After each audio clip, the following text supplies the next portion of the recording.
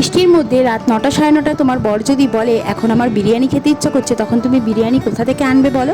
তাই দেখো হাতের কাছে ছিল আমার ডিম, তাই 3টে ডিম আর আলু সেদ্ধ বসিয়ে দিয়েছি, দিয়ে ভেজেও নিয়েছি, বেরেস্তাটাও করে নিয়েছি। আর এখানে মিক্সিতে দেখো পেঁয়াজ, রসুন, আদা আর একটু জিরে আর সামান্য ধনে একদম মিক্সি করে নিয়েছি।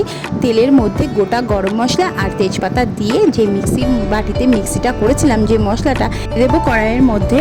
তো এবার ভালো করে নাড়িয়ে চাড়িয়ে খুব ভালো করে মশলাটাকে নাড়িয়ে এর মধ্যে দিয়ে দেবো স্বাদ মতো লবণ, স্বাদ মতো চিনি, স্বাদ মতো হলুদ আর একটু সামান্য লঙ্কার গুঁড়ো।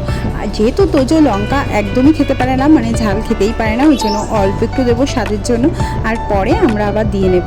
তো দেখো, আর যেটা একদমই না হলে চলে না সেটা হচ্ছে বিরিয়ানি মশলা। আমার কাছে এভারেস্টের বিরিয়ানি মশলা ছিল, তোমরাও কিন্তু ঘরে বানিয়ে নিতে পারো মশলা। তো এইবার দেখো আলুগুলো দিয়ে দিলাম, কারণ আলুগুলো তো আগে একটু নরম হতে হবে, ওই জন্য সামান্য একটু জল দিয়ে তারপরে আলুগুলো দিয়ে দিলাম। আর মশলাটা কিন্তু আগে ভালো করে কষিয়ে নিয়েছি। আলুগুলো একটু নরম হয়ে গেলে দিয়ে দেবো ডিম। তো ডিমগুলো আমি দিয়ে এবার জল দিয়ে ডিম কারিটাকে রেডি করে নেব।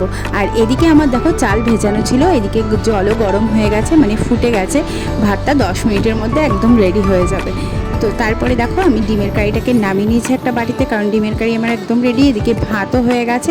তো আমি কড়াইটাই দেখো ইউজ করছি ভেপারের জন্য, যে কড়াইতে ডিমটা রান্না করেছিলাম। তো আমার যেহেতু অল্প বিরিয়ানি হবে সেহেতু একটা লেয়ারেই করছি।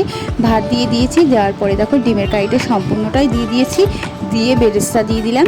তারপরে ওপর থেকে একটু কেওড়ার জল, গোলাপ জল আর বিরিয়ানি মশলা দিয়ে দেবো, দিয়ে আবারও ভাতের লেয়ার দিয়ে তারপরে আবারও যেভাবে সাজাতে হয় বিরিয়ানি মশলা, গোলাপ জল, কেওড়া জল সমস্তটাই দিয়ে আঁতর দিয়ে ভালো করে বেরেস্তাটা দিয়ে দেবো।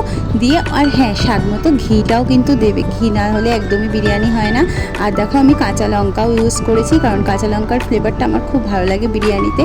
আর দিয়ে দিচ্ছি লাস্টে সেটা হচ্ছে দুধ, কারণ ভেপারে গরম হবে ভাতটা, আর একটু দুধ দিলে নিচে খুব মানে স্বাদটাও কিন্তু বেড়ে যায়, দ্বিগুণ হয়ে যায়।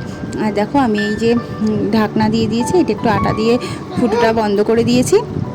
আর দেখো আমার বিরিয়ানি কিন্তু একদম রেডি, খুব সুন্দর হয়েছিল কিন্তু খেতে। তোমরাও কিন্তু এরকম চটজলদি বিরিয়ানি করে খাওয়াতে